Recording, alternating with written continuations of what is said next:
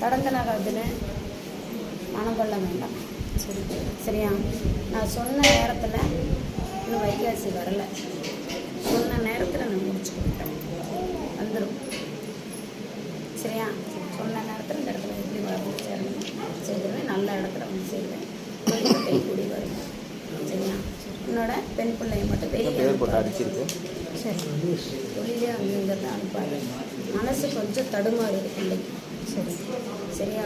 மறுபடி குடும்பத்தில் பிரச்சனையும் நீயும் 4 பேர்த்துக்கு பதில் சொல்கிற மாதிரி வரும். அது ஆகாது. சரி, ஒன்றாச்சு அதோடு நம்ம முடிச்சுக்கணும். பார்த்து சூடான மாதிரி நான் முடிச்சு தரேன். சரி, தொழிலுக்கு போகிறோம். தனி கையில் எடுத்துக்கிட்டு